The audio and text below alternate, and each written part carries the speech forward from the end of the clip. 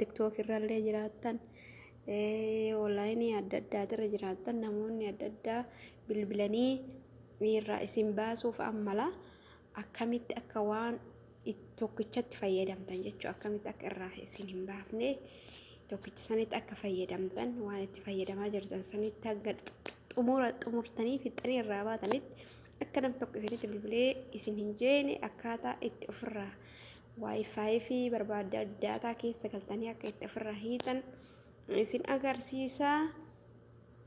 Nafaana bu'aa na hordofaa isin jedha waan beeynu wal barsiifna asumaan isinitti argisiisa nafaana bu'aa isin jedha ilmaan Oromoo awwal shee as keessa galla Play Store keessa jechuudha. Namni Play Store hin beeyne hin jiru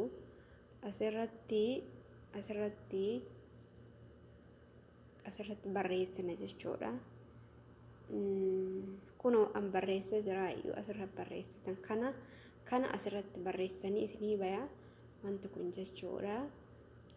Egaa barreessitaniin booda kunoo ani amma gadi buusee jira waan ta'eef isin amma install gootanii gabbuufattanii ani egaa open godhee seene jechuudha. Nafaana bu'aadha.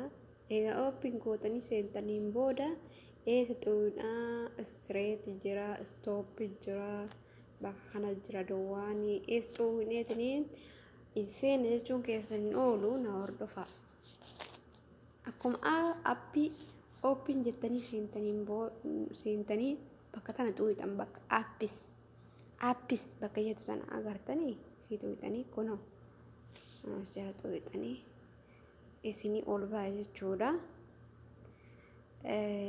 Kattii shabakaan kunoo bahee jira jechuudha. Bahee jira fakkeenyaaf fudhannu fakkeenyaaf jechuudha amma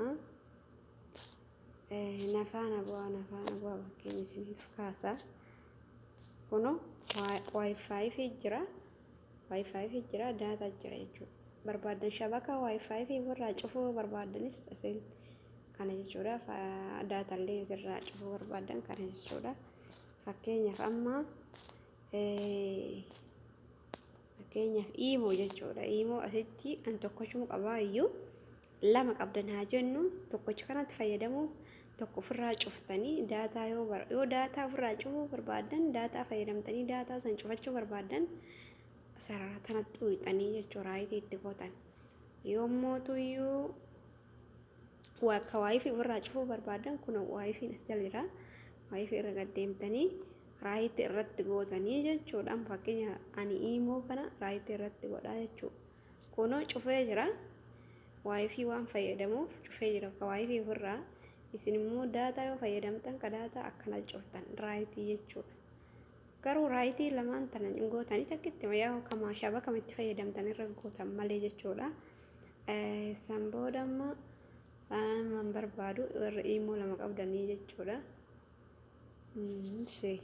Asiin gaddeemna hattaa bilbila illee jechuudha. Bilbila daariktii namni yoo isinii bilbilullee akkaataa itti ofirraa cuftanii as kunoola lakkoofsa jechuudha. Kun lakkoofsa namni itti isiniin bilbilu yoo ofirraa cufuu barbaadan asiinii hanga isin feetanii bantanitti nam tokko isin argachuu hin danda'u jechuudha.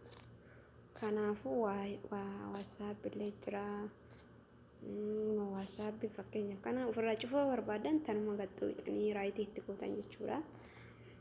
Akkasitti ilmaan Oromoo ani baay'een qabu WhatsApp maafi imo takka qaba messenger illee yoo barbaadan as keessa isinii dhufa Facebook illee yoo barbaadan waan hunduu barbaadan as keessa isinii dhufa as keessa seenanii ofirraa of godhuu dandeessanii isiniin jedha.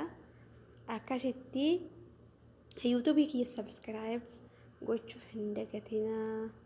Ilmaan Oromoo qaqqaaliif gaggaarii isin jaaladha. Hanga dhumaa naaf jiraadha. Subscribe share naaf godhaa. YouTube kiyya na guddisaa isin jedha waan beekurraan illee isin barsiisa isin jedha. Assalaamu alaykum warahmatullahi wabarakatuh.